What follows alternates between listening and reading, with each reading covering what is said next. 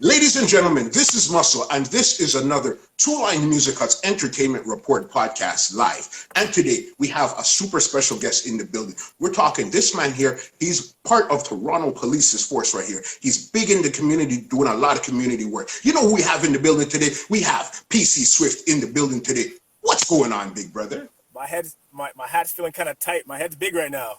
That's you know what? Everything's good. Just grinding. It's a busy morning. I just but I was able to get everything done because I really didn't want to miss this. So everything is copacetic now. Yeah, definitely. Thank you. And I'm definitely everybody that's going to chime in today, they're going to really enjoy what you have to say. Especially what I'm really looking forward to is the question and answer. That part there. All right. That's why I just want to ask you probably two questions myself. We go through the rapid facts quick and get right into that right there. All right? Sounds good. Okay, how long now have you been an officer? I've been an officer actually pretty much as of this week, 11 years. 11 years, eh? Yeah. All right. And what actually got you into the force? What made you decide to join the force? Funny enough, I was like, I'm not gonna be a police officer. Yeah. It was my cousin who actually works for York Region. Cousin slash he's like a father figure, big brother. He Grayson Shillingford, so he was going on with York, and he told me I should apply. And at that time, I was working with youth with severe mental health. So that's my background, is all youth mental health, like severe youth mental health. Yeah. And he said I should think about it, and I was like, I don't have a personality for a police officer, because that was my own theory of what police officers were like, right? Okay. And he said from day one, he's like, no, they need to see a different kind of personality, and you're that personality. Mm-hmm. So I said, all right. And literally here I am. Like, I usually do what he says, and it worked out well, right? Okay. So that's it. All right. And you said earlier that you didn't have the personality. What did you think the personality would have been, and what did you find out the personality is? Oh, well, I grew up in Chester Lee, right? So that was it. Chester Lee Massive. Yes. Scarborough in the building. You gotta know where you're from. With that situation too, it's really interesting because it's like I saw some really good officers and I saw some really not so good officers. And it's that whole perspective, right? Like, and I mean, I was involved with a lot of individuals who were involved in a lot of different stuff, right? So usually when the interaction with the police, it wasn't always negative. I mean, it wasn't always positive. Mm-hmm. And sorry, someone's just trying to get my attention. Just one second. Sorry, miss. I'm on a call. You just have to talk to the individual over there. Just wanted to say something. Perfect. You can tell this young man right there. He's perfect. Thank you so much. Sorry about that. Sorry about that. So my whole thing was usually when you saw officers, they were white, and either looked like ex-football players and didn't smile too much. Yeah. I'm the complete opposite, right? Yeah. So based on what I thought it was, I was like, I can't walk around with a scowl on my face all the time and like, just pretend I was better than everybody else. And that was my perception then. Even though I had good perceptions as well, I figured most of them were just more like what I told you. So. Got you. I see. But then now that you're inside, what is the vibe right now, being on the inside opposed to what you thought on the outside? Well, some of it's still true. Yeah. Okay. Fair enough. I can live with that. Like my first year, I almost quit. I was like, I hate cops. Wow. And this is facts. Like, I came on to a situation where there's a lot of stuff going on the platoon that I was on. And being new, like, you weren't really accepted that much because of other things that were going on. Now, don't get me wrong. I was very blessed to have two incredible coach officers, despite all this stuff. But I was for me, it was really hard to go into situations that to me were very normal. Like, for instance, if it was Chester Lee, say people are at Niceys and they're sitting down playing dominoes, right? Yeah. A liquor drink in their hand, whatever. That's a Friday night. That's nothing, right? But we go there and it's a suspicious incident. To who? You know what I mean? Like, so they're like, Swift, we gotta check this out, and I'm like, why? Like, you know what I mean? So that being new, not young, but I was 32 when I got on. I'm 43 now. But Okay. going into that situation, I felt very, very awkward because I'm like, that to me is just normal life. There's nothing there that I need to really be concerned about, right? Yeah. If anything, I want to join the game, but I can't, obviously. Yeah. But Yeah. you know, play the little dominoes. But it was the whole situation of things that I found to be normal for me growing up in Toronto housing that all of a sudden weren't. And I struggled with that. I struggled with my identity a little bit too because I felt like I had to be someone else.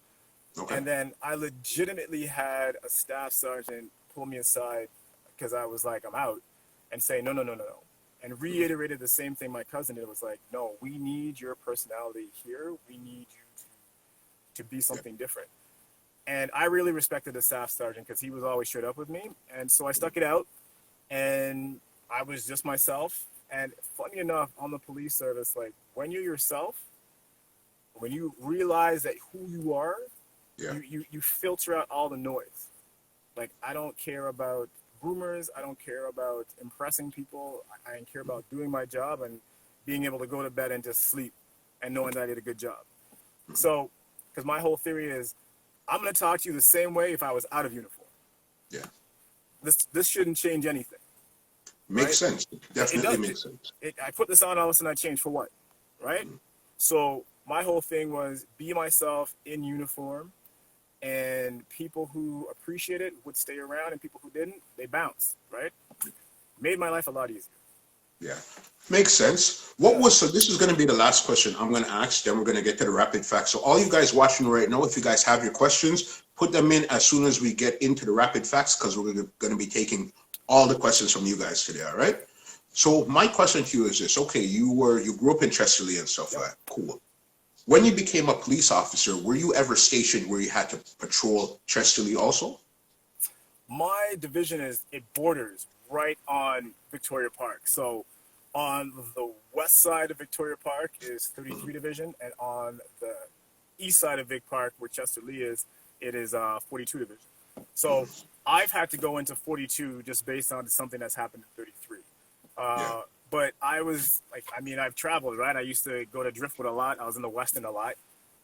And I was in the East End, like around Galloway and Malvern and all those areas, right? So Okay.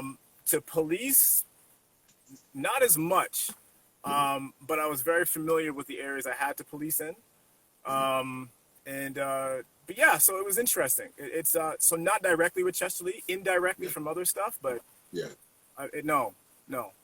Because that's what I wanted to know, like what that interaction would have been like that. Okay, you were just chilling a couple of months ago, but then now I'm having to police the area. I always wanted to know what that kind of interaction would be like.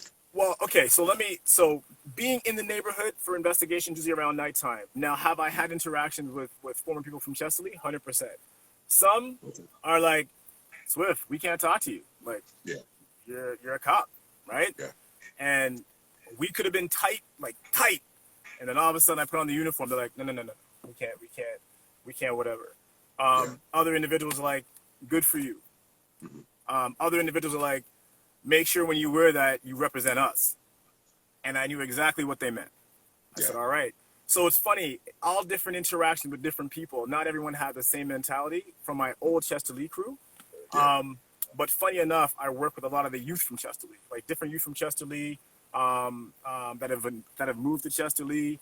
It's a really interesting impact because you can either be seen as something good, or you can be seen as an Uncle Tom, or a traitor. And I've been called all that, but I'm like, you expect that, right? Yeah, that's a dichotomy that you have to live with there. Yeah, All right. I'm good with that. Yeah. All right. I'm saving all the other questions for when we get on a one-on-one interview. Right now, we're getting into the rapid facts, and then we're going to be taking the questions from the audience. This is why definitely I wanted to do this way today, this part here, because it's really the audience questions is what we really love to take. Perfect. Understand? All right. So rapid facts is where I ask you some quick questions. You give me back some quick answers. All right. You ready? Sure. All right. When it comes to chicken wings, do you prefer drums or flats? Drums.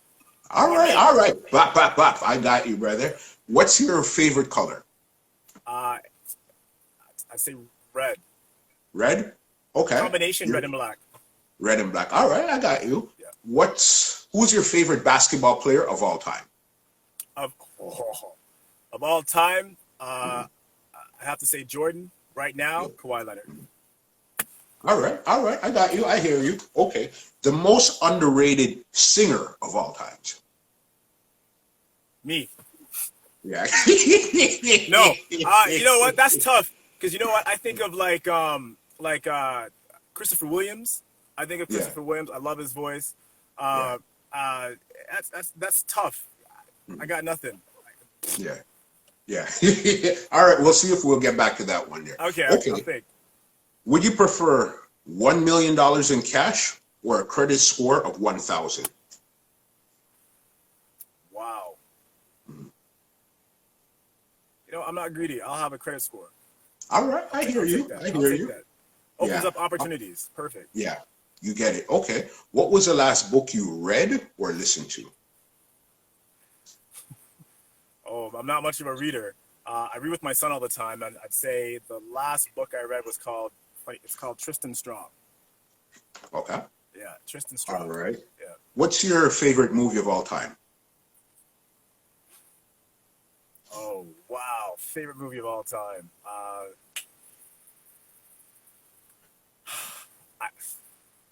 It's either Love and Basketball Yeah. or Lord of the Rings. Yeah. Okay. That's a big split there. It's I know. way over here. I love movies. That's a tough Yeah. one, but Love and Basketball, I have to say, stands out. All right. If you could have dinner with 3 people, dead or alive, who would it be? Jordan, Okay. Obama. Okay. This is a tough one. And it's a mix-up between Martin Luther King and Malcolm X. Yeah. Big one. All right. Yeah, You can't go wrong with that. You can't. Okay. Sorry. One word that describes you best. Personnel. All right. One physical thing you cannot live without. Touch. Okay. Your biggest fear. Not being a proper father to my son. Yeah. Good one. Good answers here. Okay. So guys, I have 3 more questions in the rapid fact. So put in your questions now. We're answering them right now until we get off of this live here. All right. Any questions you guys have for PC Swift, put them in right now. We're going to be taking them right now after these 3 questions here. Okay. So we have 3 more to go. What was your favorite era in music? 90s. 90s. Done. All right. Done. All right. Good one. Your favorite TV show of all time? Favorite TV show of all time? You know, I got to go with Game of Thrones. Yeah. I got to go with Game of Thrones. Yeah. All right. Because nobody was safe. Yeah. Nobody. Okay. Yeah. Last one here. Okay. Best advice you've received and who was it from? Be yourself. Haters will hate. And that was from my inspector a year ago. Yeah. All right. Good. All right. So I see you guys putting in your questions. Put in some more questions because we're on a roll right here because we're at the end of the rapid facts. So then now we're going to start taking your questions right there, right now. Let me see. Go back. I see. Okay. This one here. Pin it. Okay. What kind of training do police receive for interacting with people who have mental illness? Huh. All right. Well, I'll be straight up with you. That's more of a more recent thing, because we've seen a lot of suicides actually on the service, like all police services. When I first got on 11 years ago, I was actually thrown aback that a lot of cops had no idea how to deal with people with mental health, and that's my background, right? So, Yeah. the stuff that was said, the way it was handled, it really didn't sit well with me. Probably more so than the whole me not feeling connected to my Toronto housing was the fact that how people treated people with mental health. So that was tough, but I have to say now, first of all, officers I find, talk about mental health a lot, right? And recognize that mental health doesn't mean it's a bad thing. hey, I've gone for counseling. I speak my mind. I believe that there is truth in uh, like vulnerability is strength. So strength and vulnerability is I believe that 100%. It feels that because people like services have been saying that more out loud, officers have been able to talk about their experiences out loud, which has also helped with the empathy in regards to dealing with other people who have various ranges of mental health. Could we be better? 100%. Could everybody be better? 100%. But it's growing. It's not where it should be yet, but I have to say it's going in the right direction. It's going in the right direction. Yeah, Okay. yeah. That's good. Okay, another question here. Okay, now let's get something funny here. Funniest story thing up. you've done? Oh, Funniest thing you've done as an officer? wow. Do you not know me? This is a tough one. Funniest thing I've done. Now I know a lot of officers have done this. I've danced while doing traffic because I hate doing traffic when the lights are out. So to keep my blood going, I would dance in the middle of the street. Um, ah, man, what? That's the funniest thing I've done as an officer.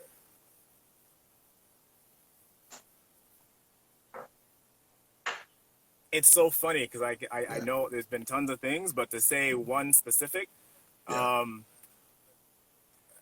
I can give you a funny story. Okay, go ahead. So a couple of years ago, and this was hilarious. So I was walking in the community center, Parkway Forest Community Center, and I know all the youth there, youth that are not known to us, youth that are known to us. Okay, Okay. so they don't call me Officer Swift. They call me Swifty or they call me Dale, right? Yeah. Because they forget about this. So I'm walking into the community center, and don't these little guys decide to jump me? Now it looks bad, Yeah. right? It Yeah. looks and sounds bad. So they jump on me because they want to wrestle me to see if they can take me down, right? So it's two of them, and I'm literally on the ground wrestling people. So the staff see it inside, and they're like, man, that's Swift, whatever, man, whatever he's doing. But people started calling in saying an officer needs assistance, Wow. right? So one of the workers comes out and is like, Dale, like people are calling the cops because they think whatever. So I've got one kid in a headlock and he's got me. So then we all stand up and we brush each other off and we start giving hugs. And then I had to go on the air and go, listen, no, everything was good, just playful, misunderstanding, whatever. But it just shows that the youth felt comfortable doing that. Yeah. And I felt comfortable with them doing that. And how often do you have that happen, right? That's true. And I understand people's concern, but in the bigger picture, it was just like, wow, how do those youth who weren't comfortable with police officers before feel comfortable jumping this cop, right? Playfully. So that situation really plays out in my mind. Like I forget I'm in uniform too, and I understand, how it's a safety thing and whatever, but I wouldn't take it back. I thought that was amazing. I think it said a lot about the connection and the work that everyone has done. And but yeah, trust me, it was funny. It was funny. Yeah. Yeah, that one there, good story, great story. Yeah. Okay, another one here. Has there been any extreme problems with enforcing social distancing? Nah, you know what? To be honest, so this is fact. Listen, officers don't want to interact with people if they really don't need to. Like, Okay. we don't. Like, if everyone is practicing social distancing and us being police officers and being first response, like we already have to deal with stuff. So with social distancing, I have found, and I can speak from my experience, people are just want to be informed in regards to what they can and can't do Yeah. and where they can and can't go. I haven't been in a situation where I've had to really enforce it. And really, when you enforce it, you have to have grounds. Like, so you're watching this person for a few minutes, and they're all together. You respond to them. They refuse not to separate. Like a whole bunch of assness that someone might do, right? Then, okay, you might have to ticket them. But to get that, no. People are looking more for information and education more than really trying to break the law. You always have that individual who doesn't care. Yeah. Good on them. I don't really business with them. They can do whatever they want to do as long as everybody else is possibly staying safe. Like I get questions all the time on Instagram and my DMs from youth, especially yesterday. Like this is asking, when is this going to be over? What can I do? Can I hang out with my family? Where? So I think it's more information gathering than having to enforce all the time. I think people understand and they want to stay Yeah. safe. Got you. Okay. This next one here is from Georgia's Yard Vibes. The question is, how would you inspire the black youth to become an officer? That's real talk. The one thing I absolutely love that I get to do is go in a circle of a bunch of youth, very informal, and just Yeah. it's just real talk.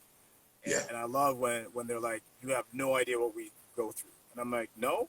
I said I can give you stories that will give you goosebumps. I said there's been situations where I've had a gun to my head. There's been situations where things could have been different.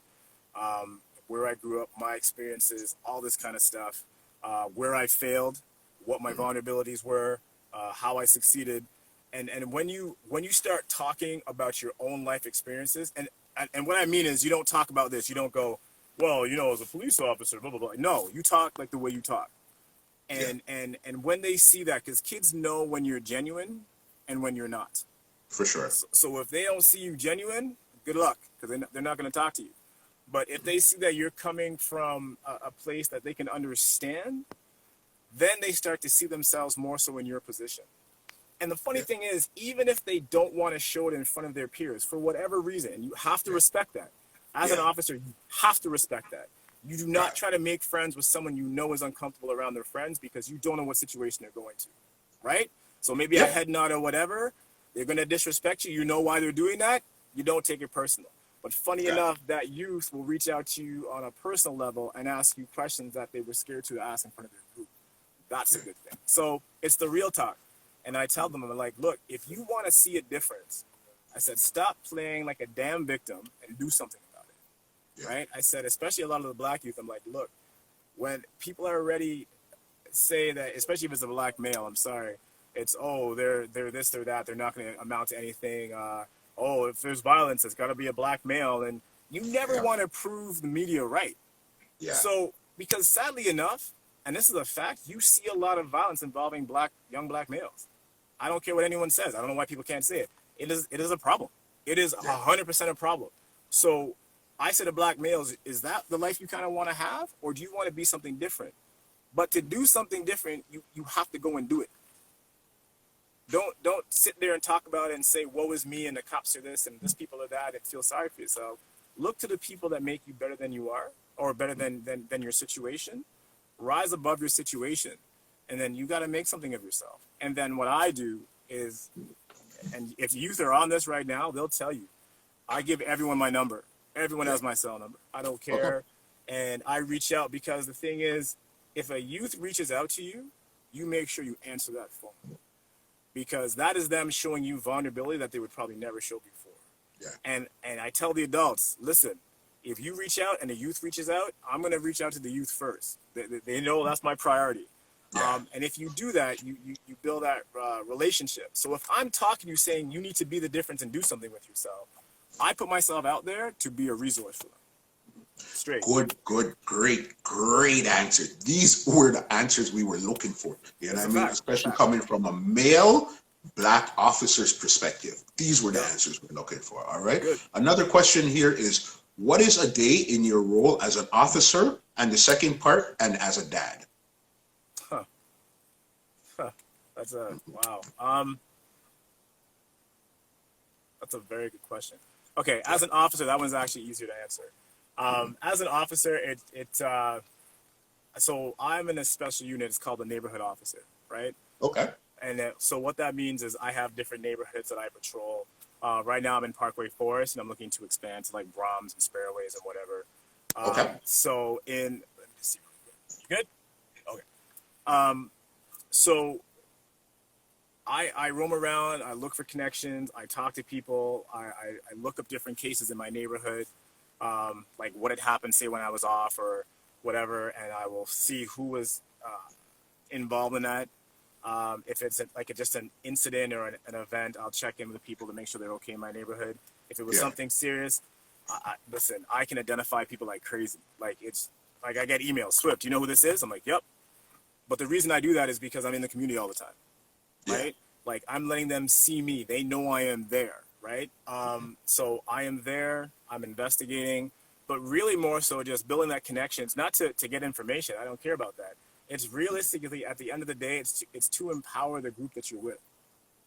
Like the fact that a community can police themselves and have that the resources first and the empowerment to deal with things without police officers. Yeah.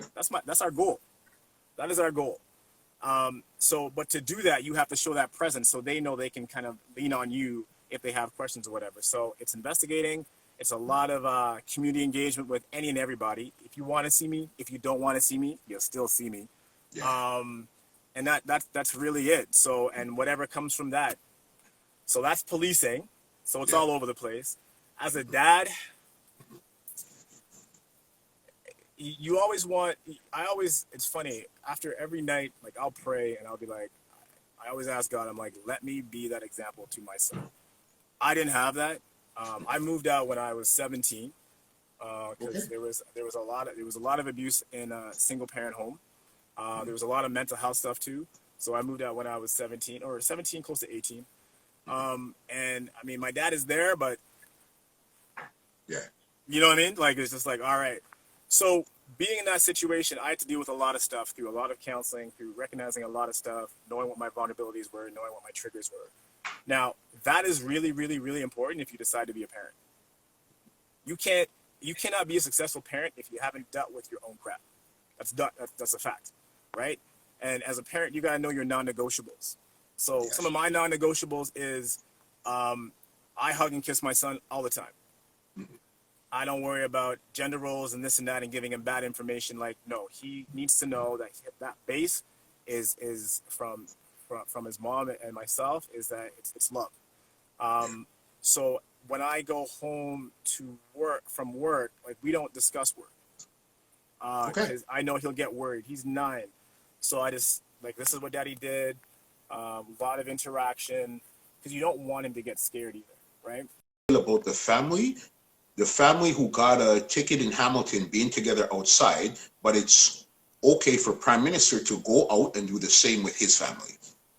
That's a very interesting situation.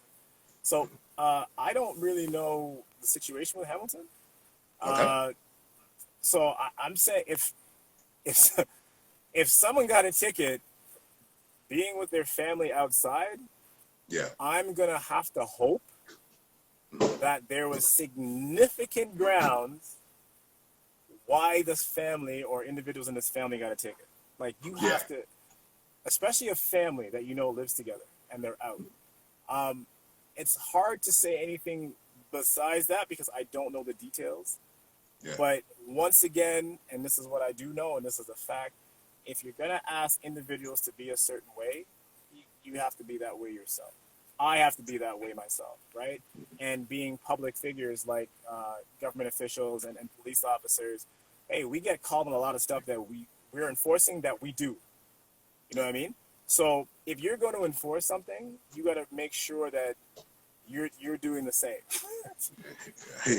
So do as I say, not as I do. You cannot 100%. Like, you can't go enforce something knowing that you are doing that exact same thing. That makes no sense.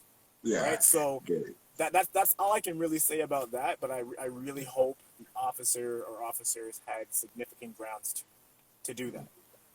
All right. Yeah. Okay. I got another one here for you. The question is, do you experience or witness racism within the force? I would say at first, I would say that they're it's really interesting too, because on the service, I hear stories all the time about, like, racism and being a black cop and whatever. And I think it's very different in a big organization like this. It could be systematic. It could be like underlying sarcasm or through jokes. Do I think it's racism? It could be. Could it be just plain ignorance because this person lived nowhere near anybody else besides his own color? Could be. But to see from the service, I personally have not. I have not witnessed it, but I would tell you this now. It's probably because of my personality. People know that I speak up. I'm also like 230, 6'4". So sure, you want to tell me something? There's always an outside. I'm just being straight. Like, you want to say something, you better back it up. So I don't think I haven't had people directly come and say anything to me. In the public, people have, but I mean, that's just to get you riled up. Yeah. So I'm gonna say I've been actually pretty lucky to not have experienced that stuff. I know it's there. I've seen it. Yeah. I've spoken about it, but to me personally, I think people just kind of keep their distance because I'm outspoken. Yeah. All right. Fair enough. Okay. Have another one here for you. Are you extra hard or extra compassionate with Black youth? That's a great question. I'm Yeah. both. I am Yeah. both. If I'm hard on a youth, that's mainly because I'm like, I will drape up a youth and be like, you know better than this. Yeah. Your parents did not work this hard for you to put them in a situation like that. Yeah. That's when that real talk, tough love comes in. So yeah, I'll be hard and I'll be straight. Compassionate, 100%, because if I feel that a youth is being wrongly accused of something or what have you, I step in. And I like knowing a lot of youth. So if, say, officers are dealing with certain youth, I can be like, you know what? I'll tell you now from dealing with this youth on multiple occasions, way more than you have, that what you think this youth is, he's not. So the compassion comes in there because I know more than what it shows on our system in regards to this youth. I can tell the officer or somebody about what this youth is going through because that's not in our system. When you're in our system, it's usually because of something had happened or we have some interaction.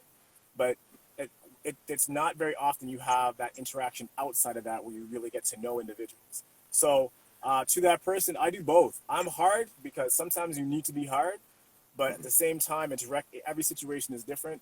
Other times you need to be empathetic or compassionate too, because a lot of youth sadly don't see that.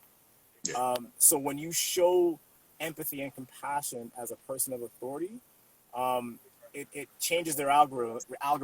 I'm always like, change their algorithm. And what I mean by that is they're so used to things going a certain way when they deal with certain people and certain authorities. Show them something different. Throw off their algorithm. And they're like, did this cop just say something nice? You know what I mean? Yeah. Or did this cop Yeah. legitimately just put himself out there to make sure I'm okay? Change their algorithm. That's important. So both. Yeah. Both. All right, makes sense. I got a personal one here. If you guys have any more questions, put them in the comments right now. We're taking questions right here with PC Swift. All right. Question I have for you personally from me. Right now, again, from our perspective on the outside, it seems like shootings has gone up in the last 3 years, especially again with Black male youth. What is the problem? And then what is the solution to this problem?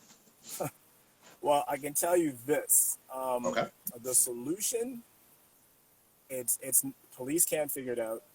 Government can't figure it out. The community can't figure it out on their own. And this is what I mean. If we are going to deal with that situation, it's going to have to be everybody, right? Yeah. Because there's only certain things we can do, but there's certain things the community can need to do to empower themselves to make sure their youth are not in that situation. The government has to do the same thing. Everybody has a part in this because realistically, it's everybody's problem. What happens is we have community and police officers and everyone else pointing the finger everywhere else. Like, you need to do this and this needs to be better and this. But what are you doing about it? And the one thing I've really realized is working with this other officer, his name's Ron Chisner. He goes by @TorontoCop. He actually really inspired me with a lot of his work with guns and gangs and his preventative actions too. Okay. It's realizing that it's a multifaceted approach in regards to dealing with this. Police can't do it. There's no way. Yeah.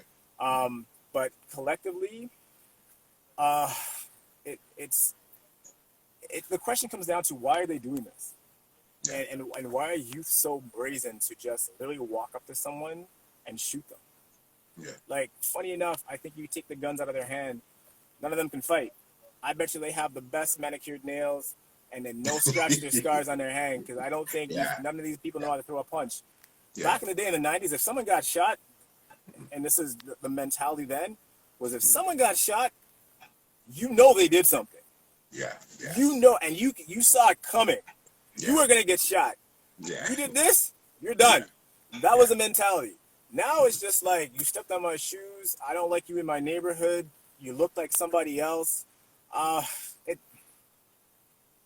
I really wish I could answer that question. The only thing I really know is that it's going to take all of us. It's going to take the families of these youth who, because you have to remember, a lot of the youth, that are probably going through this stuff probably have parents who have gone through some really traumatic stuff, gone through a lot of violent stuff, and sometimes it's passed on to you. Sometimes, I am so. I don't know. I feel like a lot of the youth need to know they have other options, but the problem is too, and we talk about this all the time. Like, youth get arrested and they go to jail, and they do their time for whatever it is, and then we tell them as a government, as a service, as whatever, as a community, now go out there after you serve your time and do something different, get a job, be a better person. How the hell do you expect a youth to do that when they have a criminal record, no one wants to hire them, they are not only looked upon by, say, the service or the government or whoever, but even in their own community, because that's that guy or girl who did this, this, and this. So you put them back into a community with no resources, no help, but you say succeed. There is a significantly small number that can actually do that. If you want a youth to succeed, you have to set them up for success, period. You can't put them through that situation and then put them in a community and then have everything against them and say, well, figure this out. So what do? They go back to their family, and remember, gangs don't call themselves gangs, they're family, right? Yeah. And they figure, this is where I'm accepted, my family doesn't accept me, my community doesn't accept me, you guys accept me, so what do you need me to do? This is where I'm gonna find my worth. I can't find my worth out there, they're telling me to. I have no resources, but if here with my family, I'm worth something. So that's the problem. Youth get out and there's nothing for them to help them be something better. And it's sad to see it. I talk to these youth and they break down and they cry and you can see the frustration. It's actually really, really, really sad. Yeah. So I'm like, listen, put my name on a resume. We'll say we know each other for like 3-4 years. So just so they have a reference to someone who can say, I can talk on your behalf, right? Yeah. They need a reference point. You see, my thing is, well, again, it might be because I'm a bit older. My thing is this. Since the advent of the internet, it has completely changed the game, where it's no longer where you have to go to the McDonald's, you have to go to the Burger King, you have to go to the car wash. It's now with the same thing that you're doing to make videos and talk to ops and do all of these stuff here. This exact same thing is going to make you money. But is it because I'm older, I know this, and they're younger and they don't know and they're not looking around? What's that issue there? So you're saying with social media and that kind of increasing in violence? Is that what you're saying? 100%, because think about it. If I don't like a group or a crew, I'll make a hip-hop song, put it on YouTube. I know that crew will see it, and I'm going to lace you and say how much I think you are a whole bunch of waste youths and how we're going to come to your neighborhood and do this, this, this, this. You can step up and come over here, but we're going to come there. So they can do all of this online. It's like just like online bullying and bullying has increased. It's because the internet has made everything so accessible. I can hate you from a different country, right? 1,000%. You know, when that wasn't around, you legitimately had to be face-to-face to have beef with somebody. Yeah. But that face-to-face only happens when someone is going to stab and shoot them. All the beef that I'm seeing is done virtually through social media, through songs, through Instagram, not Facebook, because that's for us old folk. You understand. You know what I mean? Like, and then when things pop off and gets heated, that's when they meet. But nothing is ever dealt with in person. So no one really knows how to deal with the other person in person. They do it. They're worried about the likes and everything and posting this up and how many people are going to appreciate this. And then everybody on social media, it's not just your crew. It's anybody who follows you. All of those people become your hype man, right? They're like, yeah, man, done him. That's it. Yeah, go there. Can't let the man talk to you like that. Deal with him. Like all this stuff. Step up. You name it. So they're like, they get pumped up. They're like, you know what? I'm going to have to deal with this guy. And the first interaction is probably their last because it becomes either a stabbing or a shooting. But everything, I would say 80, 85 to 90% of the interaction is done based on what they're saying back and forth on social media. That's so crazy. It's so crazy. All right. How much more time do we have? I'm good. I'm just like this to people. Yeah. All right, we got some more questions here. This is more or less a statement / question here. All right. It says also, did you guys discuss the Peel region police shooting and killing the 26-year-old young black boy. Do you know anything about that there? No, you know, Yeah. I really try not to watch a lot of the media stuff. I tell my family to like stay off the news, only because like the news gives you a certain amount of information. Yeah. So I try to deal with whatever I see at work and whatever comes my way. I really try not to overextend myself and deal with stuff in different regions. I have no idea about this case in Peel, but now you mentioned it, I'm gonna go check it out. So once Yeah. I check it out, I'll be able to give you an answer. Yeah, because everything, once again, it's because seeing both sides, it's everything is like, what was the story? Yeah. And there better be a damn good one if a young black man was shot. If anyone was shot, there better be a very good explanation in regards to that. And that's just holding truth, right? So Yeah. I don't know. I'll have to check that one out. Sorry. Okay. No problem. You're being honest. Okay. Another one here is, how do you feel about police officers in schools? You know what? I more so. How do I feel about the right police officers? Mhm. There are officers who should damn well not be in schools. There Okay. are officers who should not be on this job. There are officers who go above and beyond because they see the bigger picture. Realistically, I think it's a great idea. Like, I am not a school resource officer, but I have a significant relationship with a lot of schools, elementaries and high school. Because I walk in, make sure everything is good. It's really getting to really understand the administration, watching a lot of the youth grow from one situation to the next. This is why I think it's important. Mhm. You have to reach youth at a young age, but you have to have the right person to do that. Because you have people who go into that situation and completely mess it up because they don't know what they do, don't know what to do, and they like to schedule, right? Then you got officers who really aren't there to police, but to build relationships in hopes that if something is going on in a youth's life, they can be another resource. Now, the thing, and this is what I love about it, and I'll tell you how I work. Being involved in a school, say there's a situation with a kid who's at school. So the school knows them the way they know them. We might know them in a different kind of situation and see this is what's going on with this youth. For that youth safety and for further planning to be safety, that is when officers and administration collaborate and go, this is what we have. So you kind of have that wraparound meeting of different resources for this youth and say, this is what this youth is dealing with without giving specific information, obviously, because you want to protect other people. But you say, this is what this youth is dealing with.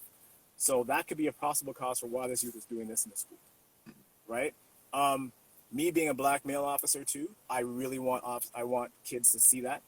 I want kids to see something different. And when I talk to them, it's not you talk to them just like you talk like a normal person. So I think it's a good idea, 100%, if, and I say if, the right person is put into place, period. And they have to be there for the right reasons. If they're not, they shouldn't be there. That's my And that goes across the board for anything. You have to have 100%. the right people. The right people, 100%. the wrong people can't do the right thing. It just And the doesn't wrong work. people messed it up. That's exactly what Yeah. happened. The wrong people messed it Got up. you. Okay, got another question here. What are you guys doing for the homeless roaming the downtown area? Oh, that's a touchy subject on my part too, because I'm not downtown. I'm more in North York, and Okay. the homeless situation is very it's difficult because everyone's like, oh, they all need shelter, but and they do 100%, but not everybody who's homeless wants to be in a shelter, and Yeah. the reason for that is they feel safer outside of the shelter. They Got can protect themselves better. They can protect their belongings better. So a lot of them choose to not have shelter, and it's sad, obviously, especially when it gets cold. But some of them just, or a lot of them actually, don't want to be around other people. And this is just from my experience working with mental health. People are like, oh, well, they chose to live with. No one chooses to be homeless. Like, no one Yeah. chooses to have mental health. No one chooses. That ignorance has to stop right there, right? It's easy for us to say because we have a lot, Yeah. right? But in regards to them, once again, just like everything else, because it's a community problem, that has to be a community solution. So I know a lot of officers that deal with a lot of homeless people and are significantly incredible. and you do whatever you can. Like you also, I know officers who, like, if they deal with someone, they refer to a shelter, and then it's up to the person to say if they want to go or not. That's because that's a constant I know downtown. Like officers are constantly dealing with people who are homeless, and every homeless person has a different situation. No stories are the same, none. Yeah. So it's for the officer to have that empathy and that understanding to go, okay, this is what your situation is. How can I help? What are my restrictions and what are my strengths to help you have a better situation? And you put it out there, and then it's up to them. So it's a very it's not cut and dry. Anything like that is not a 100% answer, but you try to do whatever you possibly can to give that individual resources, and they'll either take it or they won't. You can't force it.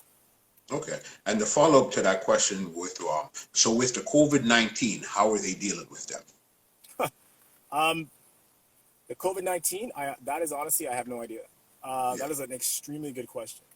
I really don't know. I don't know. That is a really good question. Sorry, whoever answered that question, you know what? I don't know, but I'm going to find out. But All right. there has to be something in place. I just don't know about it because I'm a little bit more north. Well, again, remember, we're going to jump on another interview, a private one between me and you, and then we'll see if you have the answer for those questions there. Okay. You know what I mean? Okay, so then another question here. We'll take probably take about 2 more or so and then get you out here. Okay. Oh, I like this one here. Our correctional officers and I guess frontline officers staying connected. That is an absolutely great question, and this is something that I recently spoke about with this other guy, Ron Chisner, about the importance of that. So much stuff happens in the correctional facilities that then lead to violence later on. A lot of the correctional officers have a lot of insight and a lot of information of possibly things that can go on, who are the main players, who's going to be affected, which group is going to be affected, which groups are amalgamating. That information is so good for us to know, A, when that person comes out, or B, if something happens, right? Yeah. And it's being in the know. So not only to stop the people from being violent, but also to protect the people who could possibly be victims. That's a great question. And is it happening? Yes. Should it be happening more and consistently? 100% absolutely. Absolutely. Yeah. Crazy. You definitely understand, and your openness has been so amazing. Hey, You know what I mean? this is who I am. Yeah. That's it. Okay, I have a question with the driver who drove. Okay, here's another one here. Pin the comment. I have a question. The incident with the driver who drove on the sidewalk and killed people. The driver, why is that? He had plenty of opportunities to surrender, but if it was black, man, he would have been off, or he would have been dead, I guess. Now I can speak on that specifically in regards to that officer. So, I know a lot of people feel that if the person was black, they would have died. I would really, really hope that was not the case. But I can tell you this from knowing the officer that took down that guy, he assessed every situation under an extremely stressful situation. So with a person who just, for whatever reason, killed a whole bunch of people. Yeah. This officer, and this is my belief, and they can believe me or not, would have did the exact same thing if it was a black person, if it was a Chinese person, it's whatever. And the reason I say that is because I know this officer. Got you. And in that situation, if it was the exact same movements, everything that this guy was baiting this officer to shoot, this officer checked every possible single situation, kept himself safe, and by him keeping himself safe, he was able to assess what was going on, what this guy had in his hand. That was phenomenal. So do I think it would have been different in that state? And like I said, I would speak real. I don't think so because I know this officer. Yeah. That will not change. You don't think it would have changed her? No, not with that officer. No. Yeah. No. All right, I have this is more of a comment to you. This is more of a big up and an encouragement to you. It's admirable that you remain the person you are true as Black West Indian male that remembers where you came from. That's a big up to you.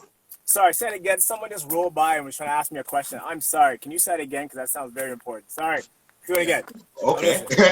It's admirable that you remained the person you are true as a Black West Indian male that remembers where they came from. You need to, 100%. I can't do my job. I can't do my job. I can't be a family man. I can't be a dad.